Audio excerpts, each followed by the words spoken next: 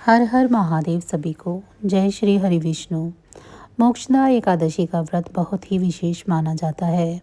इस दिन भगवान विष्णु की पूजा होती है। इस दिन उपवास रखने से घर में देवी लक्ष्मी का आगमन होता है। वहीं इस दिन तुलसी पूजा को बेहद ही शुभ माना गया है। तो चलिए इस दिन विष्णु जी के साथ माँ तुलसी को प्रसन्न करने के लिए क्या करना चाहिए, इसके बारे में जानते हैं। शास्त्रों में मोक्षदा एकादशी का व्रत बेहद मंगलकारी माना जाता है। यह दिन भगवान विष्णु की पूजा के लिए समर्पित होता है और यह सबसे पावन दिनों में से एक माना जाता है।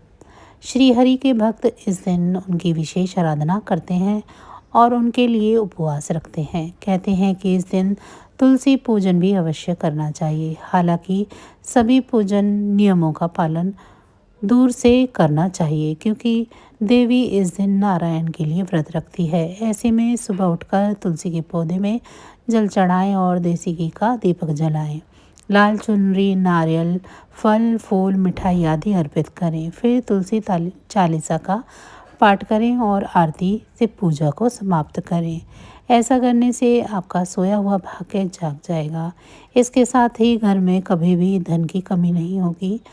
पंचांग के अनुसार इस साल मार्गशीर्ष मास के शुक्ल पक्ष की एकादशी तिथि इस साल 11 दिसंबर को मनाई जाएगी। मोक्षदा एकादशी का व्रत बहुत ही शुभ माना जाता है। यह तिथि श्री हरि की पूजा के लिए समर्पित होती है।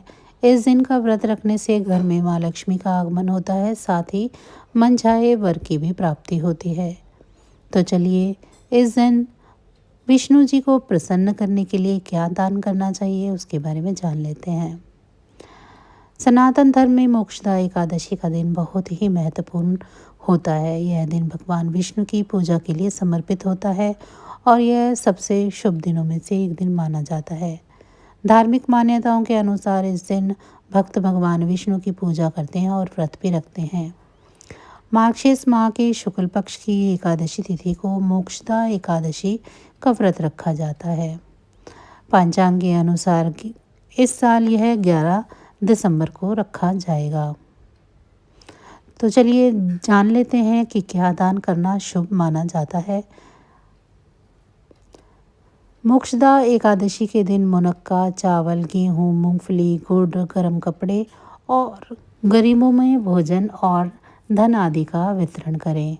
ऐसी मान्यता है कि मोक्षदा एकादशी के दिन इन चीज़ों का दान करने से घर में सुख और शांति आती है, साथ ही अन्न धन में बढ़ोतरी होती है। और कहते हैं कि इस पावन तिथि पर ज़रूर कुछ न कुछ दान करना चाहिए। हिंदू धर्म में दान को किसी भी पर्व का अहम भाग माना गया है। सनातन धर्म में एकादशी व्रत को अधिक महत्वपूर्ण माना जाता है। मार्गशीर्ष मास में मोक्षदा एकादशी मनाई जाती है। इसी दिन गीता जयंती का पर्व भी मनाया जाता है। इस शुभ तिथि पर जगत के पालनहार भगवान विष्णु और श्री कृष्ण की विशेष रूप से पूजा अर्चना की जाती है। ऐसी मान्यता है कि उपासना करने से जातकों को सुख शांति की प्राप्ति होती है, साथ ही रुके हुए काम भी पूरे होते हैं। क्या आपको पता है कि मोक्षदा एकादशी के दिन ही गीता जयंती क्यों मनाई जाती है? अगर नहीं पता है तो चलिए जानते हैं इसके बारे में।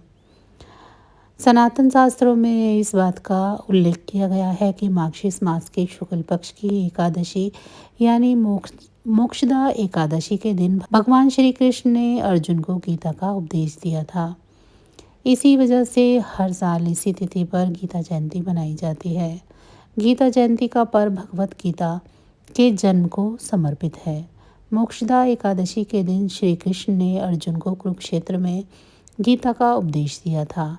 इसी दिन जातक भगवान विष्णु की कृपा प्राप्त करने के लिए विधि पूर्वक मोक्षदा एकादशी का व्रत और पूजा किया करते हैं और श्रद्धा अनुसार दान भी करते हैं। मान्यता है कि ऐसा करने से जीवन की सभी तरह के सुखों की प्राप्ति होती है।